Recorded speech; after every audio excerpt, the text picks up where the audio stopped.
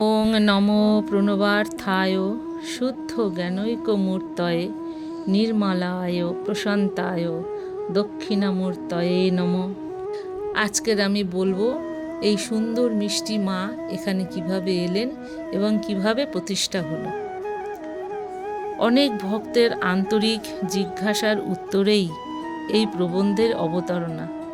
এই আশ্রয়ের প্রতিষ্ঠা হয় বাংলা 1385 সনের অগ্রহায়ণী পূর্ণিমার দিন, ইংরেজি 1978 খ্রিস্টাব্দে ডিসেম্বর মাসে পরম প্রীতিভাজন গুরুভ্রাতা শ্রী অমলেন্দু ঘটকের দানকৃত জমি ও অসম্পূর্ণ বাড়িতে পরম আরাধ্য শ্রী শ্রী গুরুদেবের জটাংশ ও শ্রী নখকণা ত্রিবেণী সঙ্গমের পবিত্র মৃত্তিকা সহযোগে রজত নির্মিত বাংলিঙ্গ শ্রী শ্রী গুরুদেবের পুণ্য নামাঙ্কিত করেন। শ্রী শ্রী মা দক্ষিণা কালীর পট ও শ্রী শ্রী গুরুদেবের পট এই বিগ্রহত্রয়ী স্থাপিত হন ওই দিন।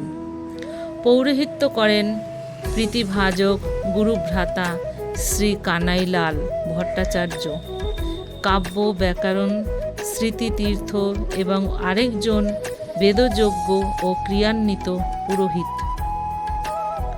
বাংলা 1388 সনে 9 মাঘ শনিবার, ইংরেজির 1982 খ্রিস্টাব্দে 23 জানুয়ারি শ্রী শ্রী রটন্তী পূজার দিনে প্রদোষে শ্রী শ্রী মা দক্ষিণা কালীর শ্রীবিগ্রহ স্থাপন।